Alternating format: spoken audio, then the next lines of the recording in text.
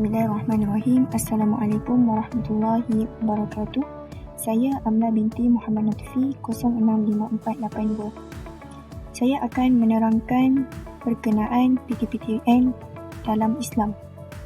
Sistem keuangan di Malaysia terdiri kepada dua bahagian, iaitu sistem keuangan konvensional dan juga sistem keuangan Islam. Namun kini, kebanyakan bank di Malaysia lebih memilih sistem keuangan Islam kepada pelanggan berbanding sistem keuangan konvensional. Masyarakat bukan Islam juga tidak terkecuali daripada memilih sistem keuangan Islam kerana adanya kelebihan dan juga perlindungan yang bakal mereka perolehi. Sistem keuangan Islam seharusnya menjadi pilihan utama oleh masyarakat Islam kerana sistem itu dijamin patuh syariah yang berlandaskan Al-Quran dan As-Sunnah kerana tiada unsur riba di dalamnya berbanding sistem keuangan konvensional yang mana riba adalah seperti elemen yang biasa di dalam sistem tersebut. PTPTN adalah salah satu badan yang menjadi tanda tanya kerana wujudnya golongan yang meragui sama ada pinjaman tersebut patuh syariah ataupun sebaliknya. Golongan ini menyatakan bahawa PTPTN mempunyai unsur riba. Sedangkan PTPTN merupakan pinjaman pendidikan yang patuh syariah seperti mana yang telah ditetapkan oleh Jawatankuasa Fatwa Kebangsaan bagi hal ehwal agama Islam. Secara ringkasnya, pertambahan wang yang perlu dikembalikan oleh pelajar adalah merupakan ujrah, yang mana PTPTN adalah termasuk badan yang menggunakan sistem keuangan Islam yang tiada unsur riba kerana riba adalah haram seperti mana firman Allah Ta'ala. Bismillahirrahmanirrahim. Ya ayyuhalladzina amanu la ta'kulu riba ad'afan mudha'afah wattaqullaha la'allakum tuflihun. Maksudnya, wahai orang-orang yang beriman, janganlah kamu memakan riba dengan berlipat ganda. Bertakwalah kamu kepada Allah agar kamu menjadi orang yang berjaya. Objektif kajian bagi tajuk kami adalah yang pertama, menerangkan fungsi badan PTPTN. Yang kedua, membongkarkan isu yang berlaku mengenai PTPTN.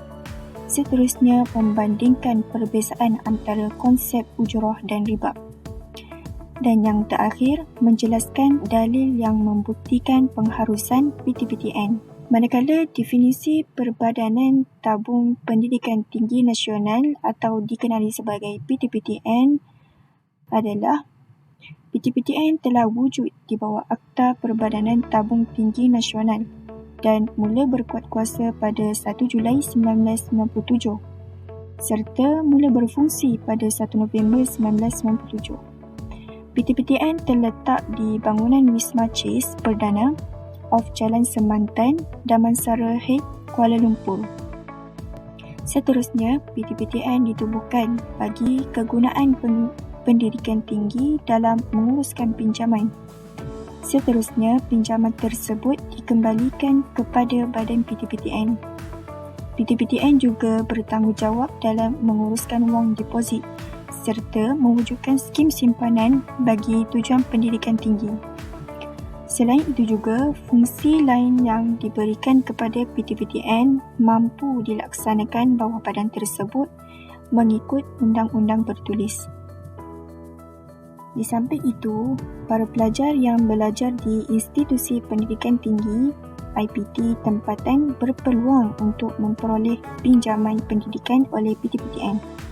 Kesannya, para pelajar yang tidak berkemampuan mampu untuk membayar yuran sama ada sepenuhnya atau sebahagian, dan para pelajar mudah untuk menampung kos sara hidup sepanjang pengajian di IPT. Bismillahirrahmanirrahim. Assalamualaikum warahmatullahi wabarakatuh. Nama saya Nurul Atirah binti Abdul Jalil. Nombor metrik 068869.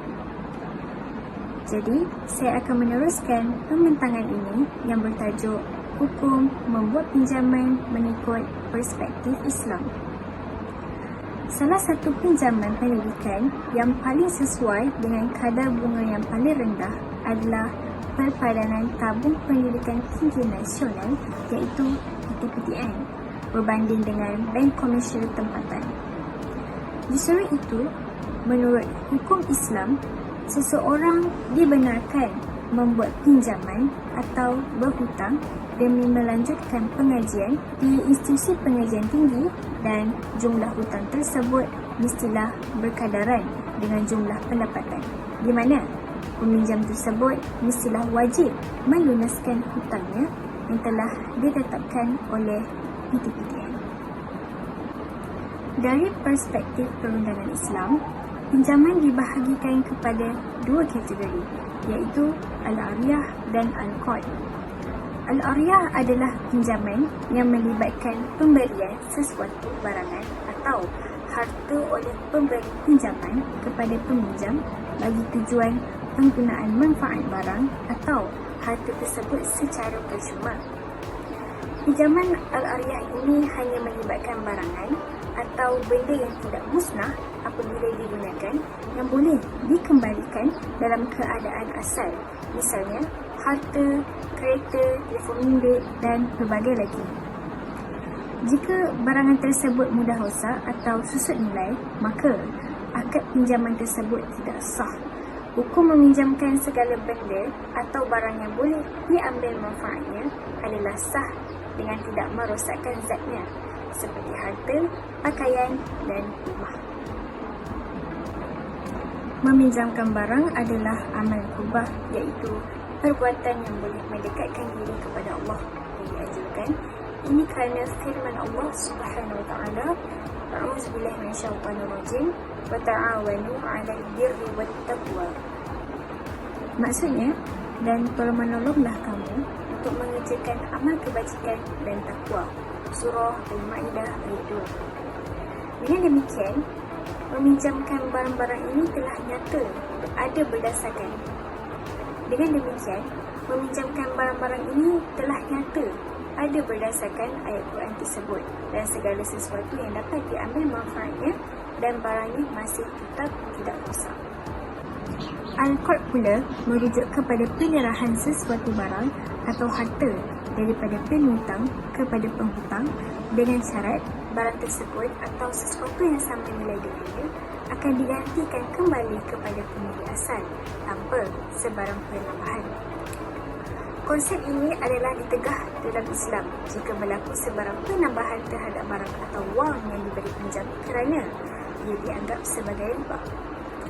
Penghutang hendaklah bertanggungjawab untuk memulangkan barang yang sama atau serupa dengan apa yang dipinjam tanpa ada sebarang penambahan terhadap harta yang dipinjam. Al-Qard juga dikategorikan sebagai akad tabarruk, iaitu kontrak yang berteraskan kepada konsep kebajikan. Akad ini juga adalah akad yang diucapkan oleh peminjam ke atas barang yang dipinjam dan berjanji akan mengembalikannya kepada pengutang mengikut tempoh yang telah ditetapkan tanpa sesuatu syarat yang melebihi daripada jumlah pinjaman asal.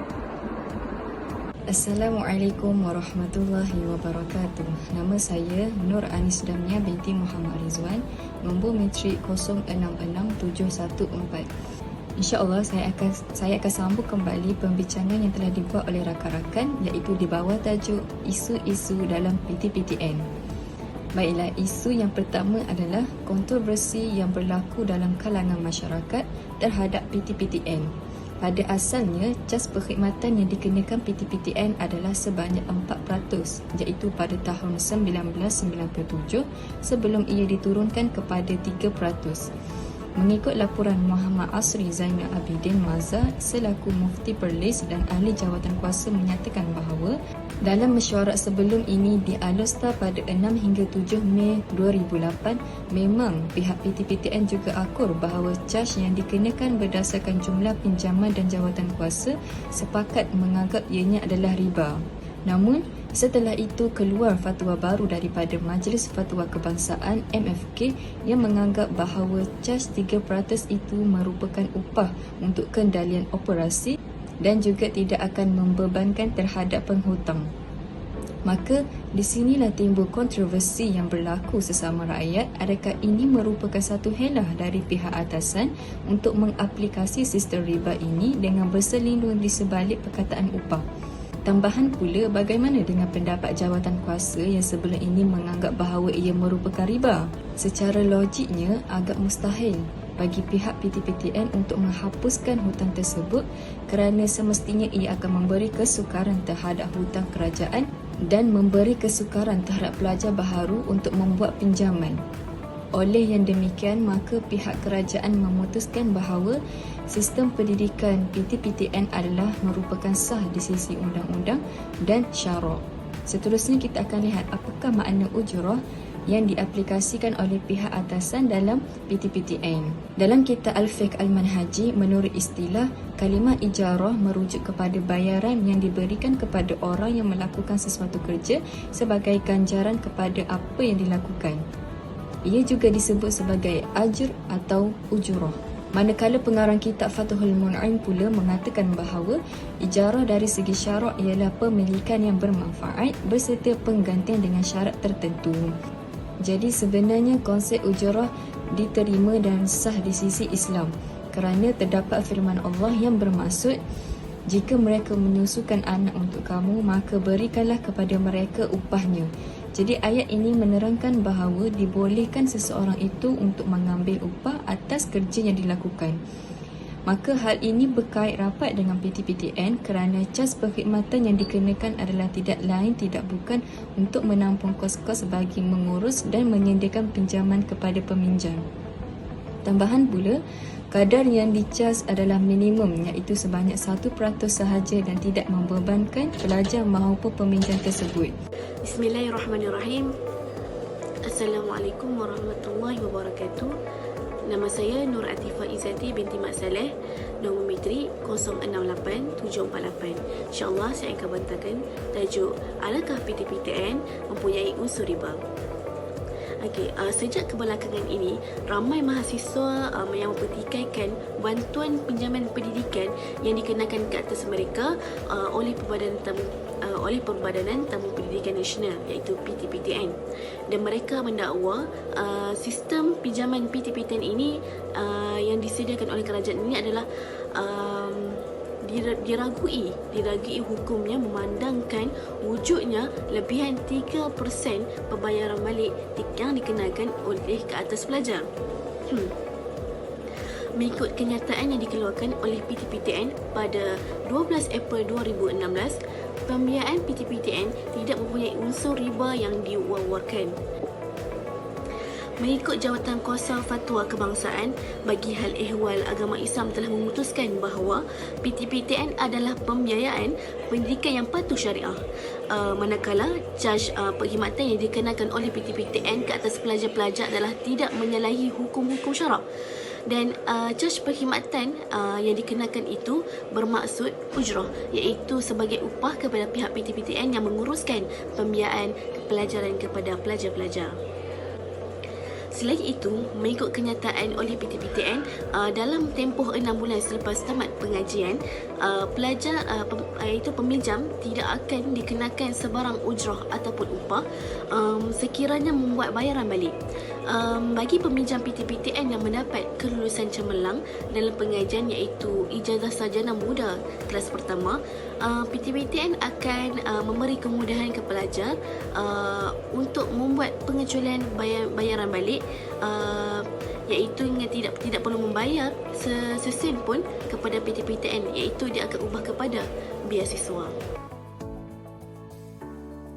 Assalamualaikum warahmatullahi wabarakatuh. Nama saya Nur Arifah binti Sahtari, nombor metrik 066418. Jadi insya-Allah hari ini saya akan menguraikan sedikit tentang dalil penghalusan PTPTN.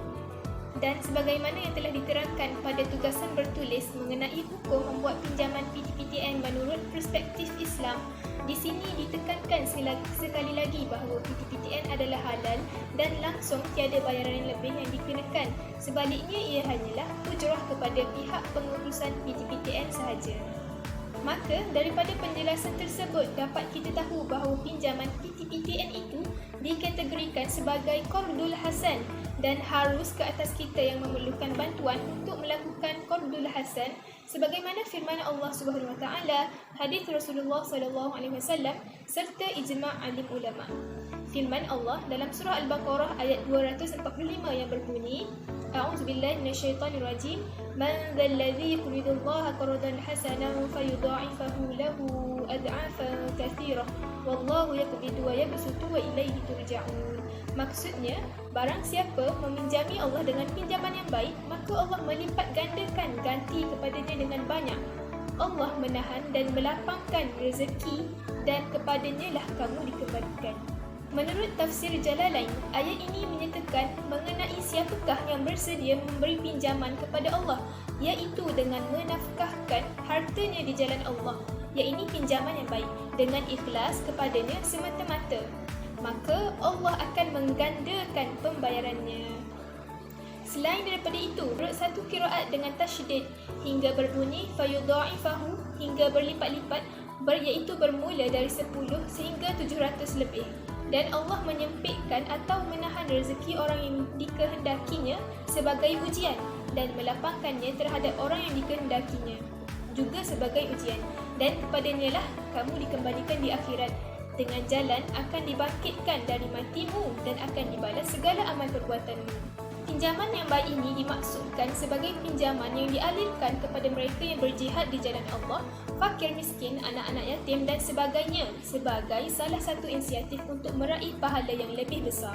Dalam hal ini, menuntut ilmu juga adalah satu jihad di jalan Allah di mana keutamaan dan keperluan penuntut institut pengajian tinggi adalah antara yang perlu didahulukan.